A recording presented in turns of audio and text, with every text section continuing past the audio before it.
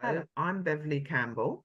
I am the Family Participation Officer for Family Rights Group, which means that I have the privilege of working with and facilitating and supporting members of the Parents and Kinship Panel. As you'll be aware, this is the month of October, which is formerly known as Black History Month. And today I have the privilege of speaking to the two co-directors of an organization called Family in Harmonies, who one of them, Sharon, is currently a member of our kinship panel. And we have hopes that we will draw Johanna into that in the future also. Now, the ladies will introduce themselves in a moment, whilst we are going to be looking at an initiative that they've taken part in that's very special and shows us lots of different ways in which our culture is treated and thrives in different areas, not only in this country, they've been transatlantic. Now, the purpose of this meeting is to recognize that whilst all kinship carers are equal, there are many carers from the Black and ethnic minority communities that feel that their journey is somewhat different and not necessarily always recognized. And it is important that it is recognized from the assessment period right through to the placing of the children and the support that they're given, because it's only with proper assessment, proper support, proper advice and advocacy and all of those things that we will discuss later, can people feel that they have real options in how they take care of their friends or family children. Now, this is in line with FRG's goals, and in fact, we have campaign's goals number 3 is that families should have access to independent legal advice and advocacy that should be adequately funded by the government, and that is essential. And campaign goal 4 is the championing of kinship care in defining it in law, financial support, and paid employment leave. Now I'm going to go over to my lovely ladies today and ask them to introduce themselves and tell us a little bit about their charity. Sharon? Thank you, Beverley. I'm Sharon McPherson, co-founder with Johanna of Families in Harmony. I'm a kinship carer for my grandsons, and I've been involved in the space of kinship care in different aspects since 2018 in relation to advocacy and campaigning. We set up Families in Harmony because we could see in that space that there was very little engagement of the voices of kinship families from the African and Caribbean community.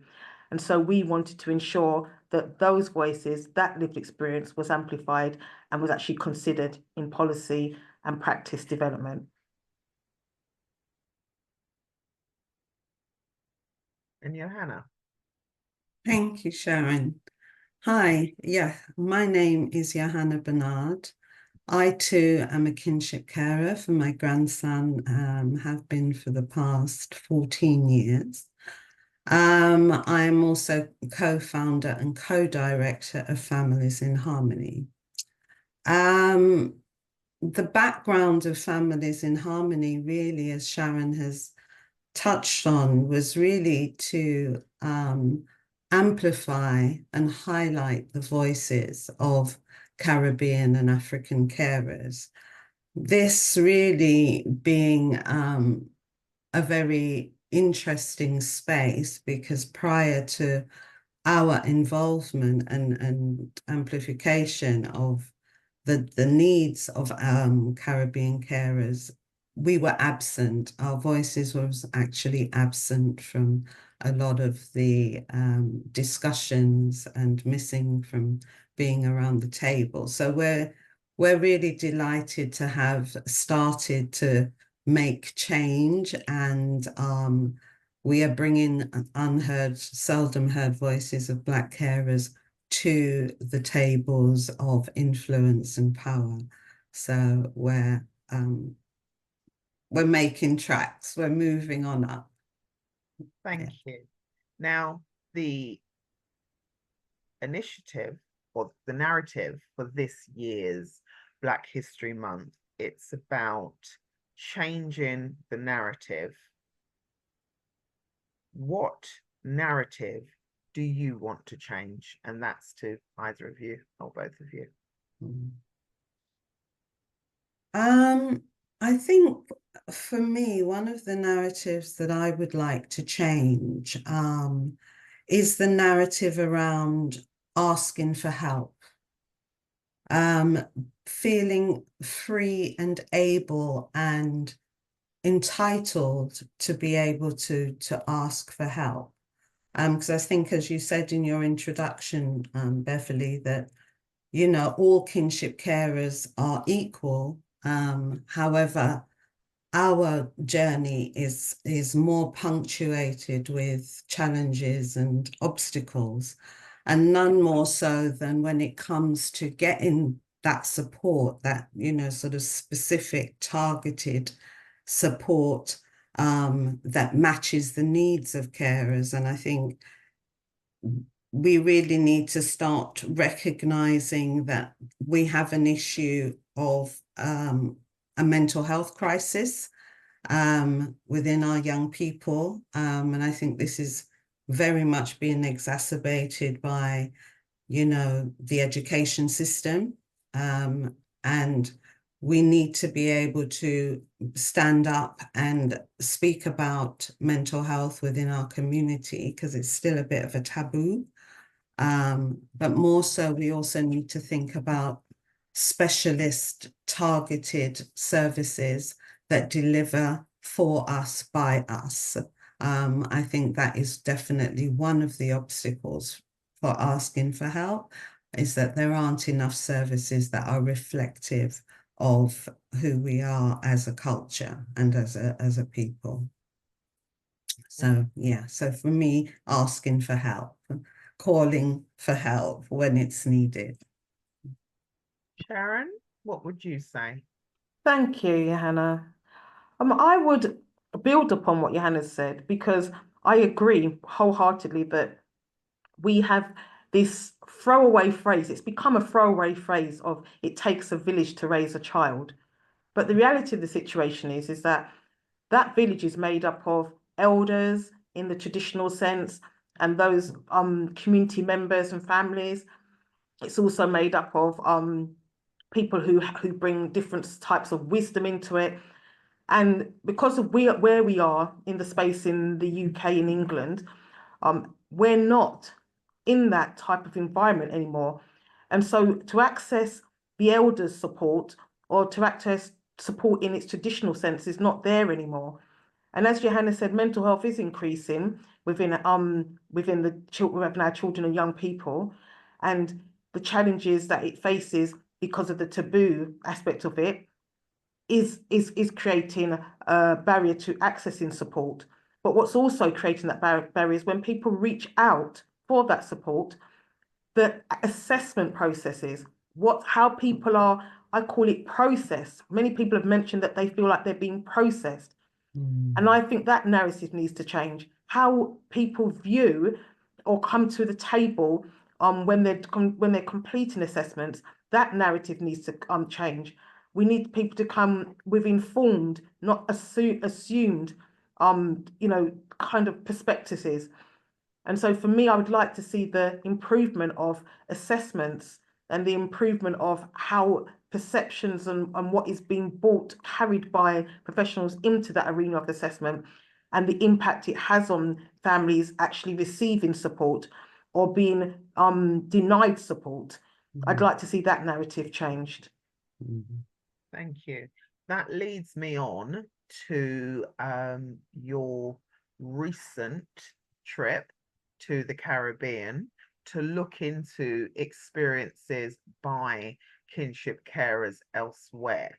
And really, the concept of it takes a village could be extended to how they do things there more so than how we currently do things here. Would you like to tell me about the reflections on your Jamaican experience? I would say that's a really, that question needed to be asked, because the reflections that I've had is that in the first instance, we in the community of kinship care within England, the largest area that you'll find kinship carers from the Caribbean community occupying is in the informal space of kinship care. And I look at that and think, okay, we say informal, really what that is just a different way of saying that we don't have, that carers don't have a court order. They weren't processed by social services and then given a court order, a piece of paper that says you are officially a kinship carer. Within Jamaica, that doesn't happen. That they don't have a process in particular that says, you're recognized as a kinship carer. And actually, kinship care is not the word they use. They predominantly use caregiver or guardian.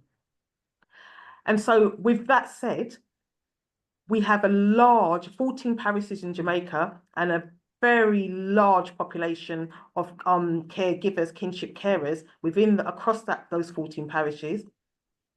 And they have a program that actually supports, that can provide support to the kinship carers if they reach out to it. But just like here, kinship carers aren't receiving the support for many various different reasons. Part of it is not knowing that the support is there. Part of it is not meeting the assessment, the criteria, benchmark. Part of it is because of the way in which families perceive what they're doing. They perceive it as that we're just being family, and those reflections mirror what's happening in England. People just see that they're just being family. People feel that they're not, that what's out on offer is not for them because they don't consider themselves to be a kinship carer or they don't understand kinship care. Then there's also the fact that when they do reach out for support, they're not meeting the benchmark because their children haven't been previously looked after and other things. So it's a very similar picture in relation to why kinship carers aren't reaching out. And that needs to be taken into consideration, I think. So Johanna, you might want to add more? Yes, thank you, Sharon. I think also one of the things that really struck me within the sort of kinship care community or the Jamaican community in terms of looking after, the young people and the children was that it was very much something that was done to them. I think I would explain it like, we saw a lot of carers taking care of children simply because of, economic migration, really. And, whilst it's definitely a necessary part of the jigsaw in terms of the family support, I think a lot of caregivers felt that, it wasn't necessarily something that they were active in making a decision on. It was more about it was being done to them and I've agreed to do it. But along with that, I think part of the reason, as you just discussed, why there isn't the extension of all these support is that there's a support within the community. There's the church is a very big support informally, and I think also schools do a tremendous amount as well in terms of, going above and beyond their duties within the physical school, in that they actually go out to the families and they will make sure that the child is still keeping up with education, and if there is anything they can do amongst the wider family, to make sure that they're giving support to assist for the children's education to be maintained despite whatever disruptions are occurring, that still happens. And I think that was really sort of a big thing to me, to see how involved, the wider community were in the care of children. And I think that is definitely something that we could learn from here. If we think about our support networks at the point of taking out an order, we know very often that those support networks fall apart, relatively quickly after the order is made, so that I think, there's a lot to be said for, involving those sort of voluntary organizations and community groups in the wider promotion generally of kinship care.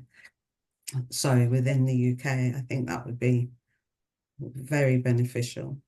So could I say that, did you do this as part of a holiday, or was there a specific reason why you were able to go to Jamaica and look into this? Because you would have had a conversation with judges and courts as well as these families. So you didn't just turn up and say, oh, I'd like to talk to you. How were you able to take on this initiative? Okay. I think I'll leave Sharon to answer that. Thank you, Hannah. What happened was there's an award fellowship called Churchill Fellowship.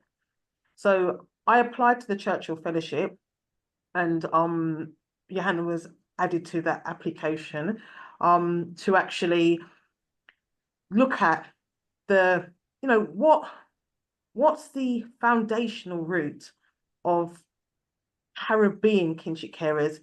Where is it that what is it, their roots into kinship care historically, which was economic migration, as Johanna mentioned, and how have they mitigated the support and therapeutic intervention and all the other things that were needed to put in place to ensure that children who were left behind, Dr. Crawford Brown coined a phrase called barrel children. So it's how those barrel children were being supported until they were called for or sent for to rejoin their parents, or in some cases they never actually had that reunification with their parents until as a child. It never happened till adult age.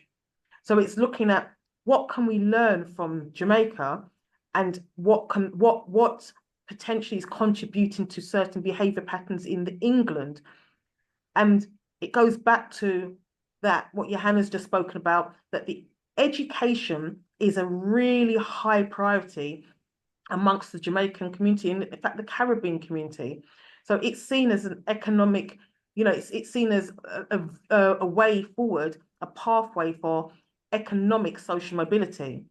And so the schools very much do support children, whether, who are in these barrel children or these kinship care arrangements, to ensure that at least whilst the parents is absent, they can at least be growing to a position that they can have those aspirations, regardless of whether they're separated from their parents. They can have those aspirations of succeeding.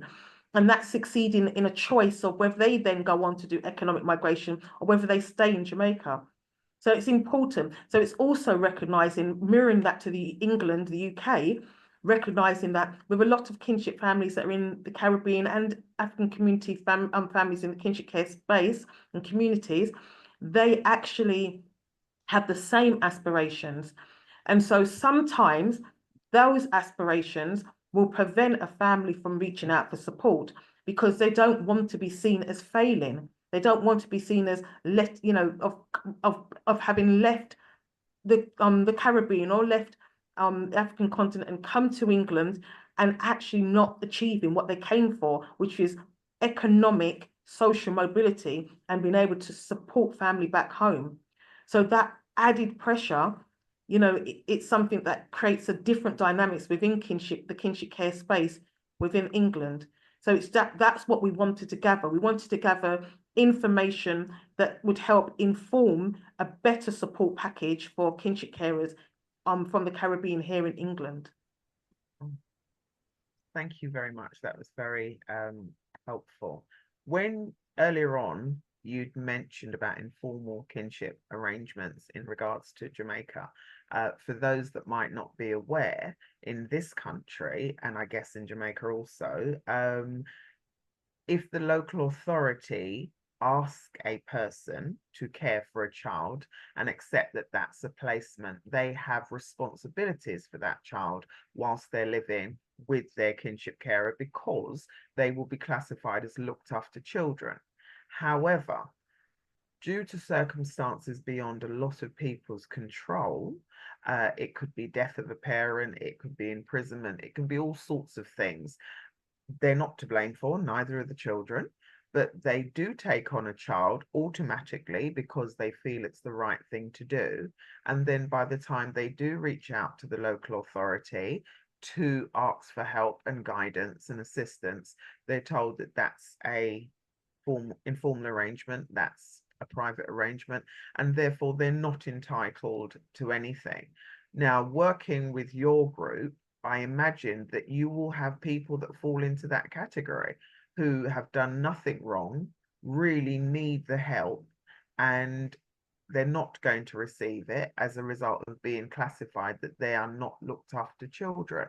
Now, if you put into the mix also that they come from a group of society that don't believe that they're going to be helped, they may not feel confident enough to even seek advice to find out what they're entitled to.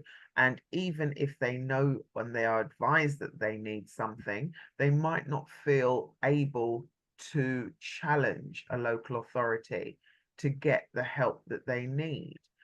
Your group is very supportive and you try your best for the families that you work with. But how do you deal with that? Because you must encounter that on a regular basis. Mm. Yes, Beverley, thank you for shaping that, and you shaped it extremely well. And I think that everything you identified there is more or less, yeah, the challenges that the families we support face.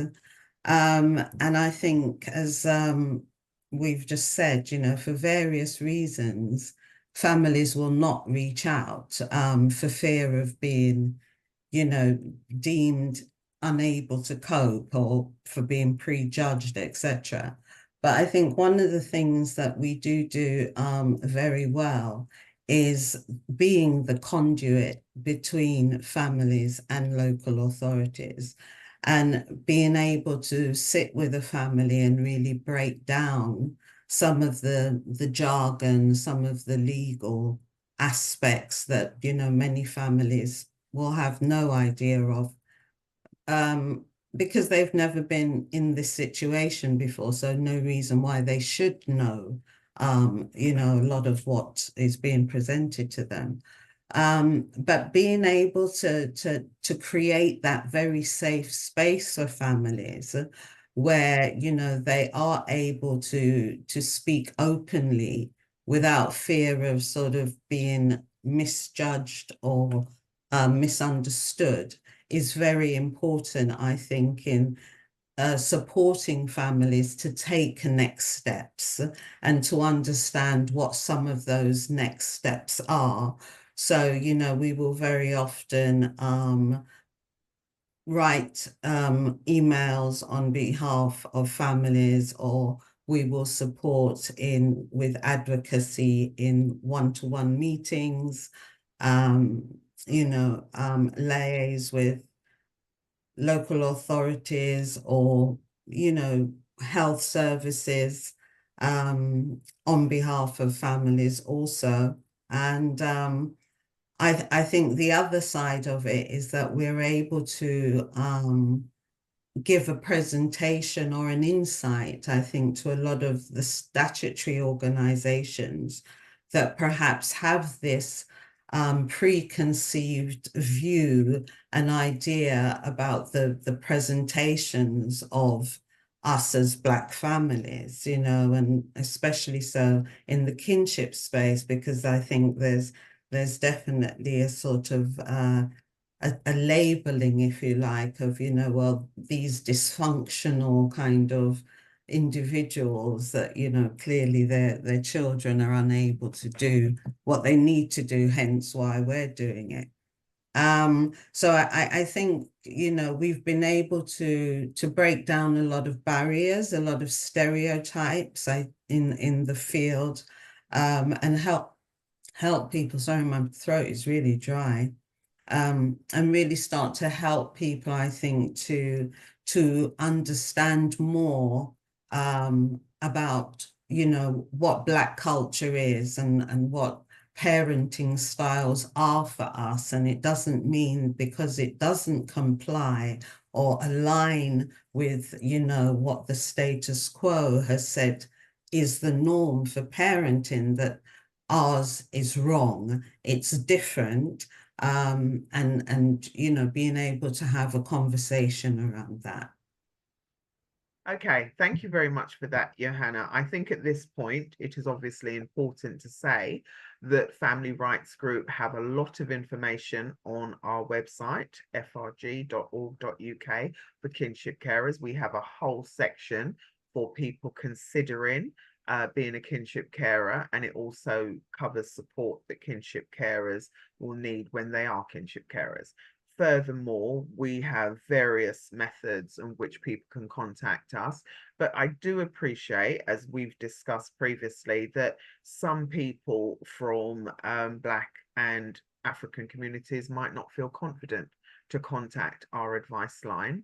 And I would like to, you know, work and support yourselves as the organization would, to extend this, to ensure that we do make people feel that they are comfortable enough to do it, because all calls can be anonymized, and it is important, and it's extremely important to us, that basically different circumstances, different heritage, but the most important thing is everybody is trying to look after children, and we want to be here to help them with any of their queries or their worries or their concerns, because, you know, information is power. And somebody could need something that somebody could quite easily say, oh, yes, it's possible to get that.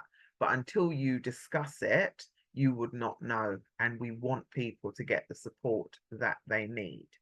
Now, as a Black kinship carer, I'm going to open this up to both of you, and you just tell me as you wish.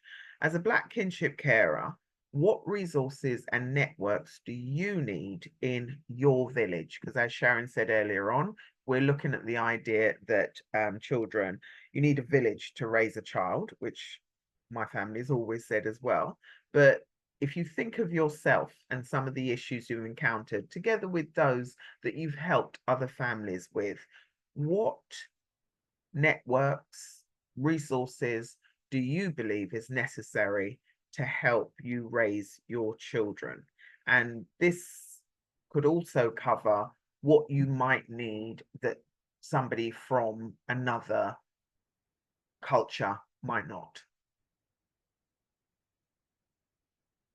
Or would you say it's just the same?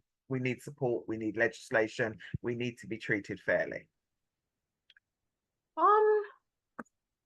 That question, I'm going to start with what do I think is needed, and then in that what I'll go on to what I think is missing. I think what is needed as a starting point is that network of family, because a village is made up of families. And I think for too long, there is a lack of recognition that when people migrate, it's not often they migrate with the whole family network. So they may migrate as an individual, in some cases with a partner, in some cases with maybe young children. But that having that auntie, having that grandmother, having that, you know, that wider support, uncles, grandfathers, I call it having that wider support of elders from the family who bring the wisdom into situations, that isn't there.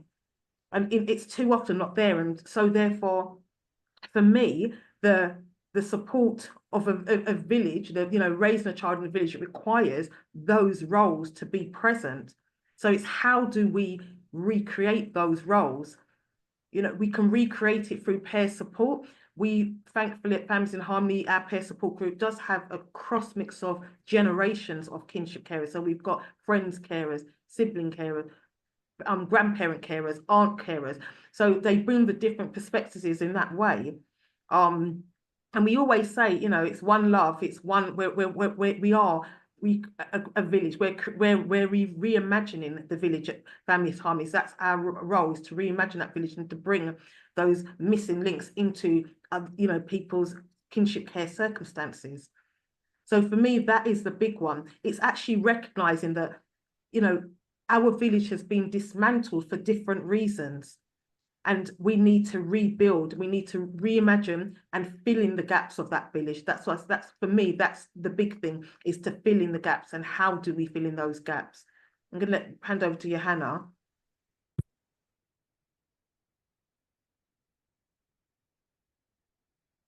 Sorry, I'm unmuted.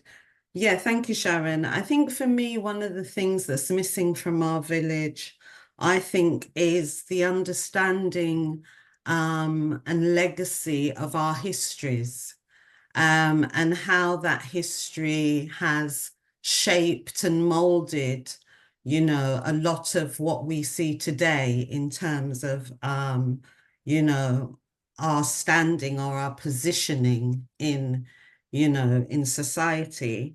And I think a lot of that has to do with, you know, trauma. I think we really do need to explore the traumatic legacy that we have as a people, because even if we think of, you know, kinship care, you know, the legacy of the rebuilding of England could not have been done if it was not for kinship care, you know, the migration of people from the Caribbean who left their children behind. No, they did not use the label kinship care, but that was definitely what was happening. And if that didn't happen, we wouldn't have seen the migration of peoples to the shores of the UK.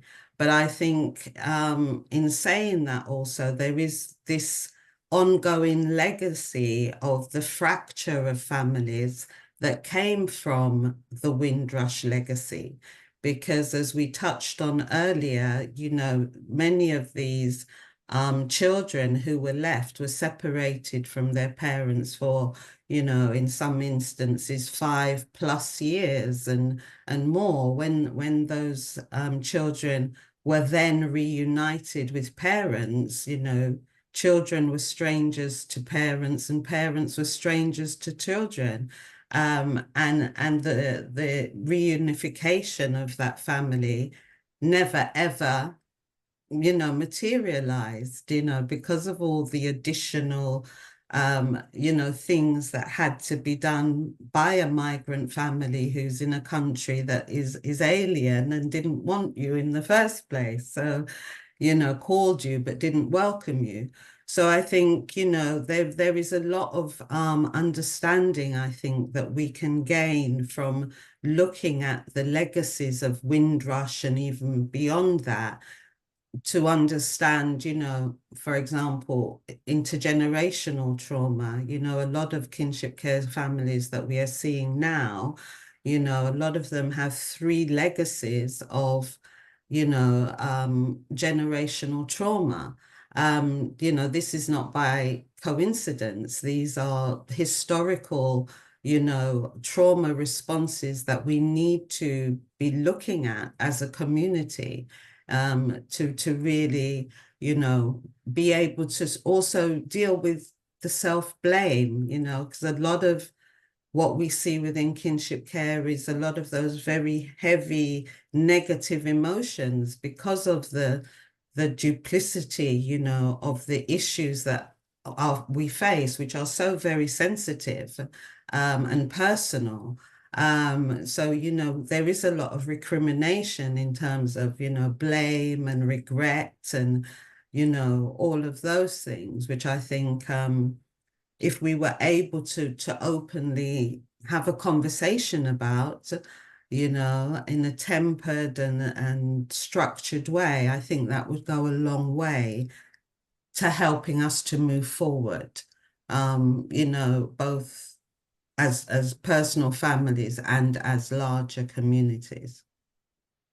Okay, we're coming to the end of our conversation, and I would like to ask you, from all the years that you've both been committed to making this change and supporting members of your society in order to get a better service throughout, I would say, suppose I was considering becoming a kinship carer. I'm a Black woman and I didn't know anything about this process.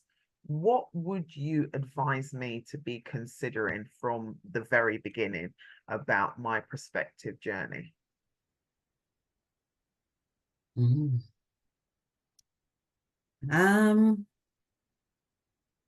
I think I would ask you to consider your resilience.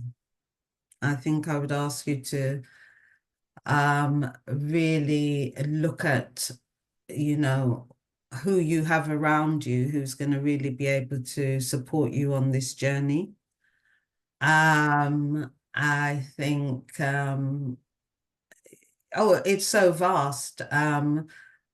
It's so vast, but I think, you know, support is essential. Finance also is essential. Yeah, health and well-being, I think. Sharon, would you have any other advice? I think I would focus on that self-reflection aspect, because I think it's very easy to make a knee-jerk decision.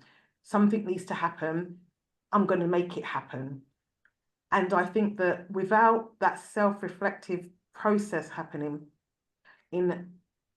are you able to see this through to a child is 18 and beyond, that longevity, you know, and ask those very difficult, you know, questions of oneself, but need to be asked. And is your health and well-being able to sustain it? Not only that, are you going to be willing, not just able, willing to actually let go of some of your own aspirations and some of your own desires for life and what you hope to have achieved and things like that? Are you willing to let go of some of those? Because I think that there's a selflessness in kinship care that hasn't been properly addressed and isn't spoken about much. But you do need to be very, you know, have that mindset of being not selfish, but selfless, and saying that, okay, I'm going to put aside a lot of my own wants and desires to prioritize raising these children or child, you know, and doing it as an emotionally available individual. That's what I would say needs to be considered. And that's what I would say, because I understand everything that you've said about the work that you do and the families that you support, and I wholeheartedly agree. But the reason I asked the last question was because I feel that, yes, there are specific things that have to be addressed, but what you have both said, I think would apply to any prospective kinship carer. And that's why I said it's not one size fits all. Everybody will be facing, if they have the knowledge, that sort of questions. And we know that people go through this process and they have different difficulties. But the information that you've just given and the advice you would give as two long-standing kinship carers, I think goes far beyond Black History Month. It goes far beyond Kinship Week. It's something that has to be understood by anybody that falls into that position, because everything you've pointed out is completely correct. Mm. Is there anything else you'd like to say, ladies? Just like to say that, you know, we thank you for Families and Rights Group, you know, for actually inviting us to have this conversation. And it is the start of many more conversations that will need to be had in relation to improving kinship care in this wider context, but also improving kinship care from a racial disparities perspective and achieving that equity. We are very much you know, working in partnership with Family Rights Group already, and you know, and appreciate the actual that partnership working. And we very much as an organisation want people to know that we are there to help, to serve, and that we do bring that racialized perspective, and we do bring the also that some perspectives that are universal. But more importantly, we provide the bridge that at least gives many, many carers the opportunity to start engaging in that conversation, in that process of gaining support. Because many just say they were looking for something that looked like them, someone that they could talk to that would understand. And that's what we do. We listen, we understand, and then we take the steps to connect them with other organisations, just like, you know, Family Rights Group. We connect a lot of our carers through your advice line service, and and we know that legal advice is really important. So it's making those connections, and that's what we're there to do, to just provide, as Johanna had previously said, we're the conduit, we're helping carers to cross the bridge, we're holding hands to do that. But we need, goes back to that village concept, we need to put people, organisations like Family Rights Group, like other organisations in that space that will help fill in the gaps of that village. Well, can I just say, on behalf of myself as a person, I'm really glad that you are able to be there, because I have personally seen some of the benefits that you've brought to the families that you are helping. And just to say, you're doing an excellent job, both of you. Thank you. Thank you. Thank you.